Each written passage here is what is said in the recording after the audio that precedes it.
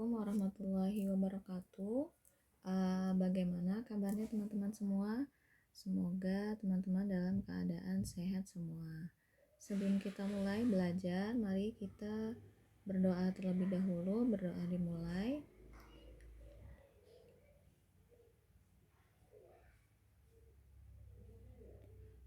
Oke, pada pertemuan kali ini kita akan membahas tentang regulasi pemerintah.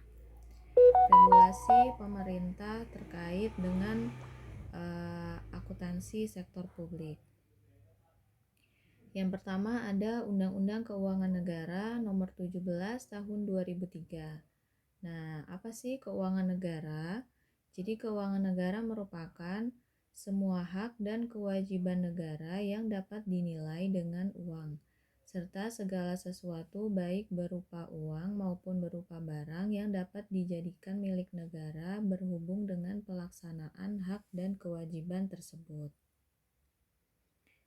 Jadi di sini keuangan negara meliputi hak dan kewajiban yang dinilai dengan uang.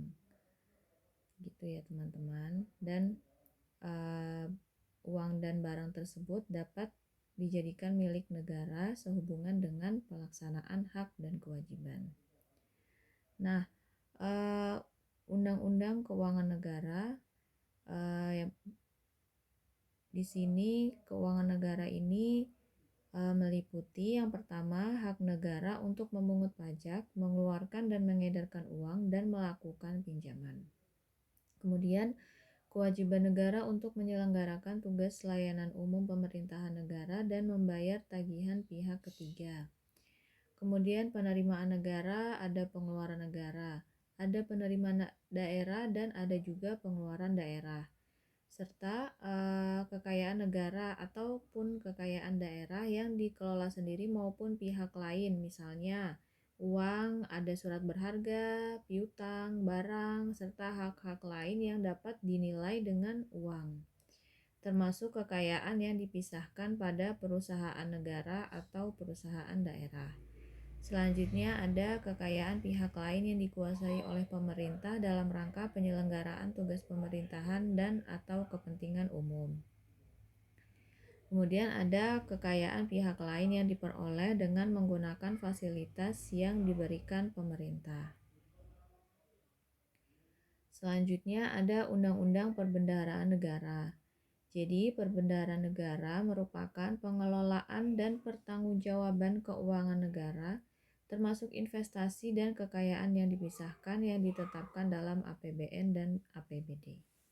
Jadi bagaimana negara itu mengelola keuangan secara keseluruhan ya, termasuk investasi dan kekayaan yang dipisahkan, dan kemudian pengelolaannya tersebut harus dipertanggungjawabkan gitu.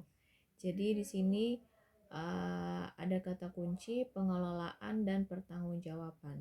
Jadi bagaimana negara itu mengelola keuangan negara dengan baik demi tercapainya kesejahteraan bagi masyarakat luas dan juga bagaimana negara mempertanggungjawabkan apa yang telah dikelolanya. Seperti itu.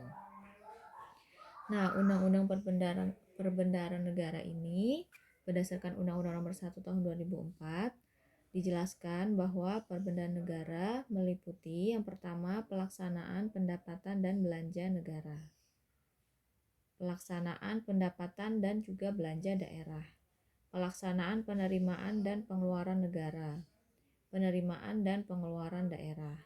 Kemudian ada pengelolaan kas,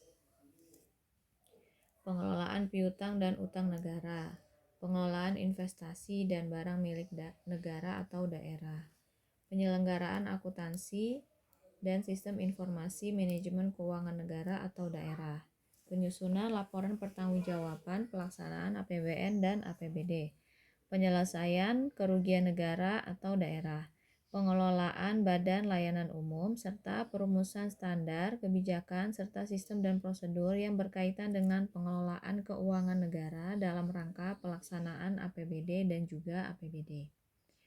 Jadi di sini pengguna anggaran itu dibagi menjadi 3. Yang pertama, menteri atau pimpinan lembaga sebagai pengguna anggaran atau pengguna barang bagi kementerian negara atau lembaga yang dipimpinnya.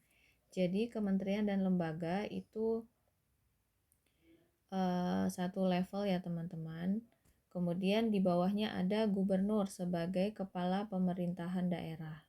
Kalau gubernur ini di tingkat provinsi. Kalau menteri lembaga itu di tingkat pusat.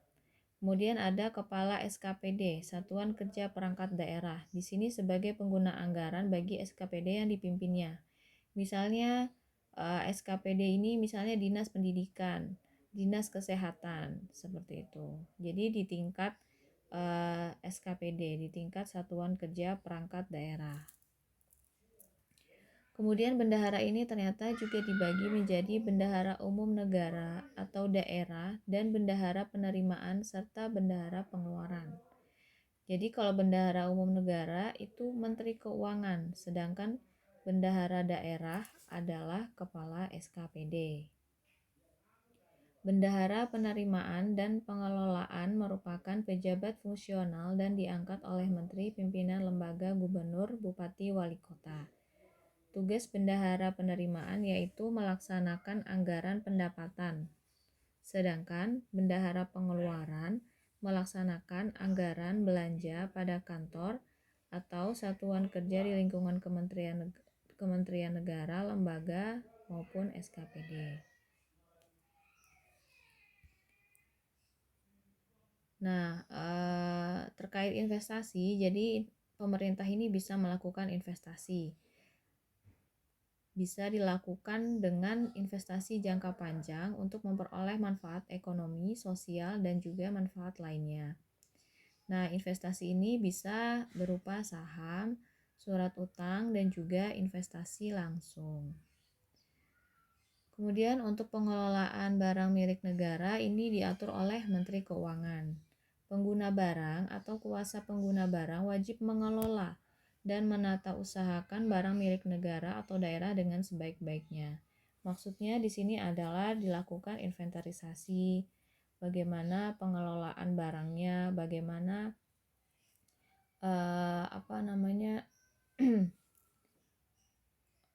penata usahaannya, seperti itu ya.